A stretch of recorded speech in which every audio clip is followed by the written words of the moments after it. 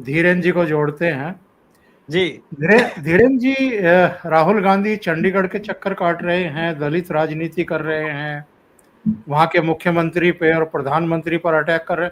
करिए भाई, जरूर करिए। आप नेता प्रतिपक्ष हैं, कांग्रेस की राजनीति कर रहे हैं, आपको राजनीति करने का पूरा हक है। दो घटनाएं हुई हैं।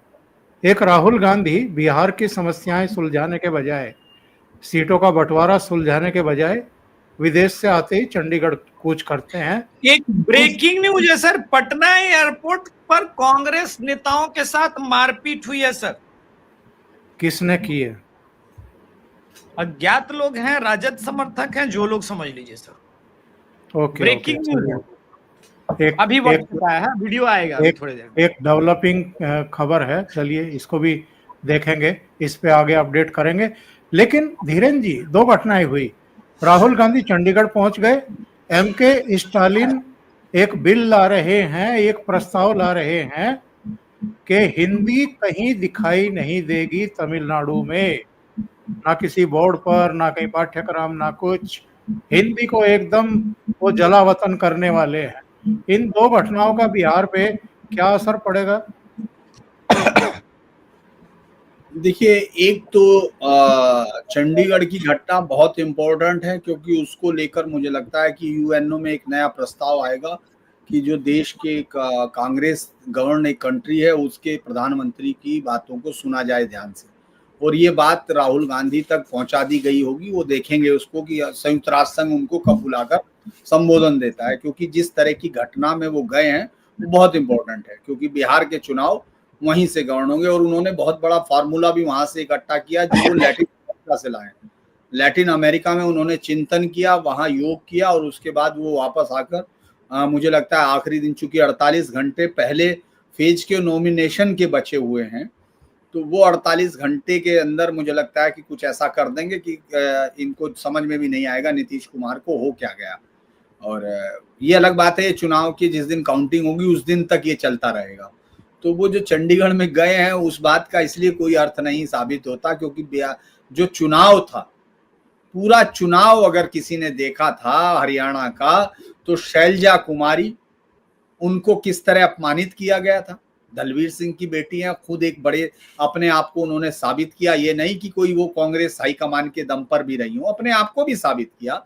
उसके बाद आप देखेंगे अशोक तंवर जब तक कांग्रेस में था, अध्यक्ष बना हरियाणा का, उसको अपनी कमेटी गठित नहीं करने दी गई। पूरी कांग्रेस वहां जाट राजनीति को समर्पित है। भूपेंद्र हुड्डा, दीपेंद्र हुड्डा, सुरजेवाला, आपका सुरजेवाला, और इसके बाद अभी हाल में वीरेंद्र सिंह, ये तमाम लोग वहां सीधे तौर पर है। और मैं अभी आपके आने से पहले यही जिक्र कर रहा था कि जो पिछला विधानसभा चुनाव गुजरा है, इसमें पूरी कमान भूपेंद्र हुड्डा के हाथ में दे दी, दीपेंद्र हुड्डा के हाथ में दे दी, और एक नारा उछाला, जय जवान, जय किसान, जय पहलवान, और उसने बेड़ा गर्क कर दिया कांग्रेस का। मैं यही कहता हूं कि हरियाणा में ये बात हो ही नहीं सकती कि कांग्रेस की तरफ से राहुल गांधी चले जाएं, प्रियंका चले जाएं, सोनिया चले जाएं, सब इकट्ठे होके चले जाएं और सब आ जाएं और उन पर दलित यकीन कर ले, ये बात हो ही नहीं सकती। क्योंकि वहां जिसको कांग्रेस ने अपना वोट बैंक मान लिया, उनका सीधे तौर पर दलितों से झगड़ा है। जो कांग्रेस की दिक्कत यह है कि वो राहुल गांधी कागज पर लिखी गई राजनीति और ग्राउंड में जो राजनीति, उन दोनों के बीच में कहीं कोई मिलाव दिख ही नहीं रहा, कोई सामंजस्य नहीं है, उनका कोई रिश्ता इस पॉलिटिक्स से नहीं है। जो बिहार में जो होगा उससे उनका कोई लेना देना नहीं। जब तक उन्होंने जन अधिकार यात्रा, वोट अधिकार यात्रा की, जब वो निकाली, उनको मालूम था कि मेरा रोल इस फिल्म में इतना ही है, इस फिल्म के बाद मेरा पैसा खत्म और मुझे नहीं आना, तो बात खत्म हो गई। उसके बाद वो अगली फिल्म में चले गए, अचानक वो इंटरनेशनल पॉलिटिक्स एक्सपर्ट हो गए, और वो 1, 2, 5 हजार, 10 हजार नहीं, वो 18,000 किलोमीटर पहुंच गए हिंदुस्तान से कि साहब हम यहां से जाएंगे। अब वो फिर वापस लौट आए, अचानक उनको लगा कि उनका नया अवतार हो गया है। और वो तो इसीलिए इस तरह से कोई एक विपक्ष का लीडर पॉलिटिक्स करेगा, मुझे लगता है कि बहुत ही अजीब सी बात है कि उसका कोई अर्थ चंडीगढ़ का बिहार की राजनीति से कोई भी रिश्ता नहीं है। और राहुल, आप ये सोचिए कि देश का एक तरफ प्रधानमंत्री भोजपुरी में बोलता है, एक तरफ देश का प्रधानमंत्री बिहार से रिलेटेड सारे फैसले लेता है, एक तरफ देश का प्रधानमंत्री मतलब अपनी पार्टी और देश के प्रधानमंत्री, इन दोनों के बीच में सामंजस्य बिठाता हुआ दिखता है। देखिए हार जीत अलग होती है, मुद्दे अलग होते हैं, लेकिन आप ये सोचिए कि वो दोनों के बीच में एक समन्वय कर रहे हैं, उसको दिखाने की कोशिश कर रहे हैं, क्योंकि वो एक पार्टी के सिपाही हैं, उनको मालूम है पार्टी का मैं जीता हुआ कैंडिडेट तभी प्रधानमंत्री हूं। लेकिन राहुल गांधी ये मानते हैं कि पार्टियां, व्यक्ति, संगठन, इन सब से वो ऊपर हैं, प्रभु हो या परात्पर। तो वो कहते हैं कि हूं तो मैं कांग्रेस का, मैं प्रभु हूं। तो वो इस समय मुझे लगता है कि इसीलिए अगर आप बिहार से इसका कोई रिलेशन पूछ रहे हैं तो ये ऐसे ही है जैसे हम लोग अक्सर कहते हैं कि चांद पर बैठी बुढ़िया चरखा काट रही है, तो उसका सूत किसको मिलता है, उसके सूत से कपड़े कौन पहनता है। तो जो कांग्रेस के ये युवराज है, ये किसकी राजनीति करते हैं, इसकी राजनीति से हासिल वोट किस पार्टी को मिलते हैं और कौन पार्टी उन वोटों से सत्ता हासिल करती है, इनका कोई रिश्ता नहीं है, जैसे हमारा चांद पे बैठी बुढ़िया से नहीं है।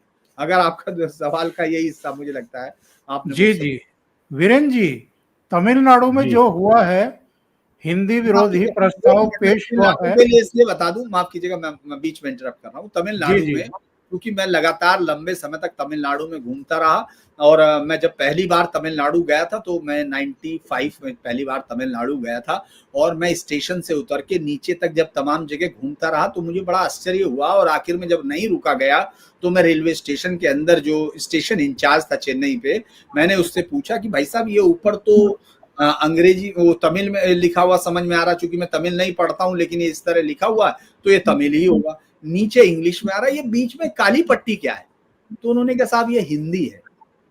तो इसीलिए अगर हम ये सोचें कि आज स्टालिन कर रहा है या कुछ कर रहा, नहीं, स्टालिन अब इस राजनीति को आखिरी पॉइंट तक ले जा रहा है। आखिरी पॉइंट क्या है? जब आप देश से खिलाफ खड़े होने की उस पोजीशन में चले जाते हैं, क्योंकि ये देश के लिए बहुत आश्चर्य नहीं, नॉर्दर्न इंडिया के या हो सकता है आपके दर्शकों के लिए कोई नई चीज हो सकती हो, लेकिन हम लोगों को मालूम है कि जो तमिल टाइगर्स और उनके लिए जिस तरह का मूवमेंट में ये लोग प्रेशर डालते थे, कई बार वो देश के खिलाफ खड़ा हुआ हिस्सा दिख रहा था। तो ये देश का कच्चा तीबू जैसा मसला कोई ऐसा नहीं है कि इंदिरा गांधी ने क्रिएट किया था, उसके लिए तमिल लीडरशिप के उन लोगों ने जिनको हमेशा से हिंदी से, क्योंकि 67 के बाद तमिलनाडु में ये हमेशा से एक रीजनल और उस स्ट्रेस तक ले जाना, यानी वो उस बॉइलिंग पॉइंट तक ले जाना चाहते हैं जब सरकार की मजबूरी हो जाए, केंद्र सरकार की। और ये खतरनाक पॉलिटिक्स है,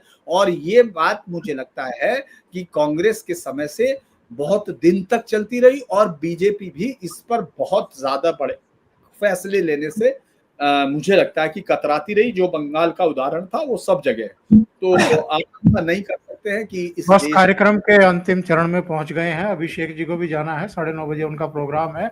तो ये हेडलाइन अभी अभिषेक जी ने मुझे भेजी, दर्शकों को भी मैं दिखा दूं। पटना में टिकटों पर बवाल, कांग्रेस नेताओं को खूब पीटा, इंडिया टीवी की ये हेडलाइन है। और देखिए क्या होता है, बिहार से अच्छी मेरे पास सर ग्राउंड रिपोर्ट है, ये इस हेडलाइन के इतर है। अभी अभिलाषा का मैसेज आया है, वो एयरपोर्ट के लिए निकल रही है। खूब पीटा नहीं है, दौड़ा दौड़ा के पीटा है, कपड़े तक फाड़े गए। ओहो, मतलब जिसे आप जो पेट लाइन कहते हैं ना, जूतम पैजार, जो आपकी लाइन है वो तो हो गई सर। ये तो सही में जूतम पैजार हो रही है। किस किस को दौड़ा दौड़ा के पीटा है, कोई नामों का उल्लेख किया जा सकता है क्या? अब अभी तो मेरे पास नाम नहीं है, लेकिन जैसे ही होंगे मैं आपको व्हाट्सएप करके डिटेल बताऊंगा, और आपके दर्शकों को भी, ताकि आप कम्युनिटी टैब पर कम से कम डाल सके। लेकिन बिहार एकदम रोमांचक मोड़ पे है सर। मतलब गठबंधन दल आपस में अब कपड़ा फाड़ मारपीट पर उतरा है।